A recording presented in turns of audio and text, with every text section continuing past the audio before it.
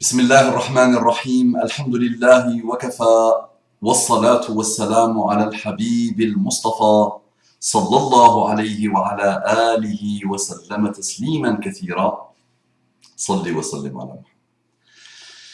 Tu recherches l'apaisement? Salli wa sallim ala Muhammad. Tu veux respirer le bonheur? Salli wa sallim ala Muhammad. Prends Muhammad sallallahu alayhi wa sallam comme modèle. Étudie la religion que Allah subhanahu wa ta'ala nous a envoyée par l'intermédiaire de Muhammad sallallahu alayhi wa sallam.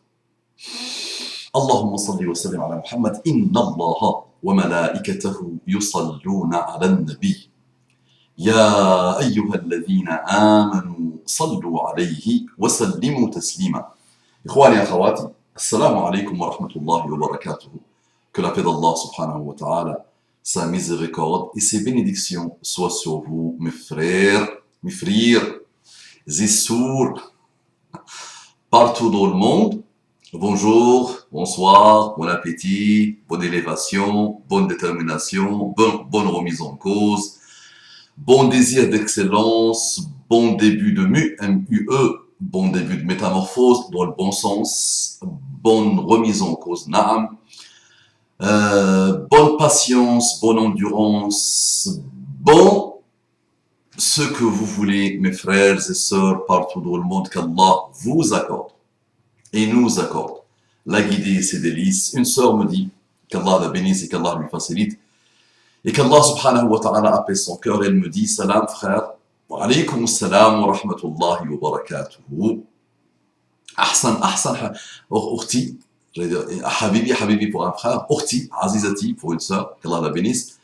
Ahsan, il vaut mieux dire salam alaykum wa rahmatullahi wa barakatuh. Salam, c'est trop réduit. Salam alaykum wa rahmatullahi wa barakatuh. Sur le clavier, on ne paye pas les mots, s'il vous plaît. Qu'Allah vous bénisse. Allah yajazik. Qu'Allah te fasse, qu'Allah te facilite. Donc elle me dit, pourriez-vous faire une vidéo sur le comportement du couple face à la dure épreuve de l'attente d'un bébé qui peine à venir, fertilité, stérilité. Beaucoup de nos sœurs sont concernées, souvent cela se passe mal avec le mari. Merci, cela aidera, Inch'Allah, beaucoup de couples. Salam. Encore une fois, salam. Ma sœur, qu'Allah te bénisse. Salam alaykum wa rahmatullahi wa barakatuh.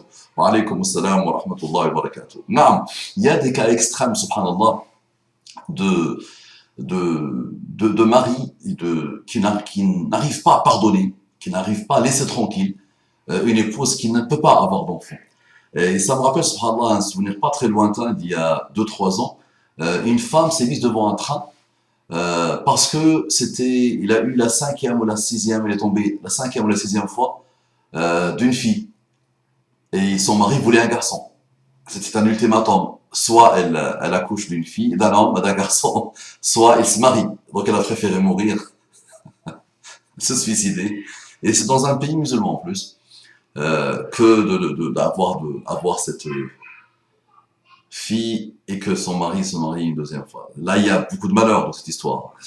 L'histoire de la polygamie et l'histoire de fait que le mari ne supportait plus, ne pouvait plus pardonner. Il y a ikhwan, il y a akhawat, la décision d'avoir des enfants. Si je vous dis ça, vous allez me dire, vous le savez, très bien, je vous rappelle. Si vous le savez, il n'y aurait pas ça dans le monde musulman d'aujourd'hui. Celui qui décide, c'est qui? C'est Allah subhanahu wa ta'ala. Lui-même nous rappelle dans le Coran, il dit que c'est lui qui donne à celui qui veut, à ceux qui veut, des garçons. Et c'est Allah qui donne à celui qui veut, des filles. Et c'est Allah qui leur donne des garçons et des filles. Et c'est Allah qui les rend stériles, s'il le veut. À partir de ce moment-là, tu dis quoi? Tu dis Alhamdulillah.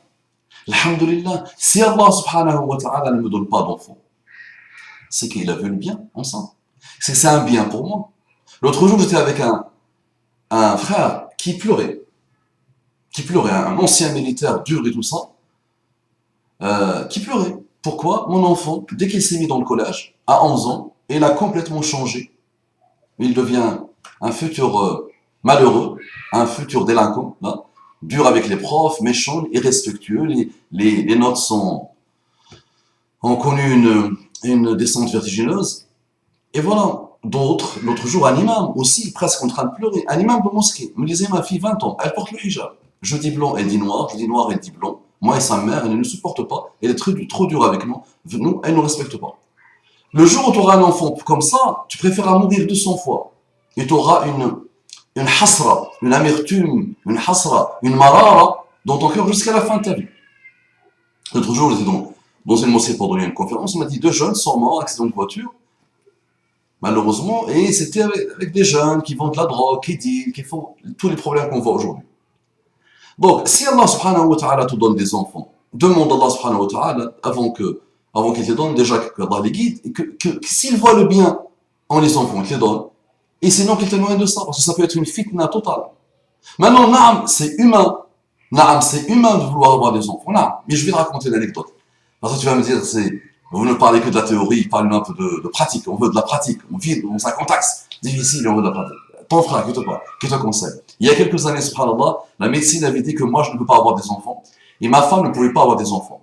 Et ma femme était beaucoup plus grave que moi. Et il disait qu'elle devait d'abord se faire opérer. Donc, elle avait un problème quelque part voilà. Et elle devait se faire opérer pour enlever un point noir quelque part voilà, dans son utérus, je ne sais plus. Et en plus, une fois qu'elle fasse les opérations, moi et elle, on devait suivre un traitement sur une certaine durée. Et ensuite, on pouvait essayer de tenter voilà, la chose in vitro, on va dire. Insémination in vitro, on va dire. Et voilà, on a commencé les tests prouvés, démontrer qu'on était stérile. Surtout ma femme était très très très stérile. Et le dernier test qui devait démontrer qu'elle était définitivement stérile, à ce jour-là, la médecin, la responsable du laboratoire, la médecin, elle lui dit, voilà, je ne crois pas mes yeux. Je pense que vous êtes enceinte. Mais je ne crois pas mes yeux. Avec toutes l'armada de tests que vous avez fait, et qui prouvent que vous êtes stérile, et celui-là, le dernier que nous sommes en train de faire pour démontrer définitivement que vous avez une stérilité irréversible, ou je ne sais pas quoi, avec leurs mots, leur jargon médical, moi je pense que ça, qui dans votre ventre, c'est un bébé, c'est un fœtus.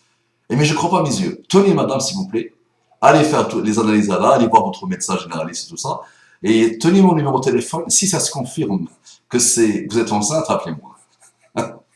Et là, à vous, maman, que vous voyez aujourd'hui, il a eu 5 filles, alhamdoulilah, par la grâce d'Allah subhanahu wa ta'ala. Donc, dites alhamdoulilah, demandez à Allah subhanahu wa ta'ala. Et les maris, mais arrête. Plus malheureux que ce type de mari, tu meurs, malheureusement. Ah, qu'est-ce que tu racontes là? C'est toi qui décides, c'est la femme qui décide. Si tu le penses, il y a un problème d'association, malheureusement, il y a un problème de foi. Il y a vraiment un problème de foi. Remets en cause ta foi musulmane. Remets en cause vraiment tout ce que tu as pu imaginer, tout ce que tu as pu être depuis ta naissance jusqu'à aujourd'hui, malheureusement.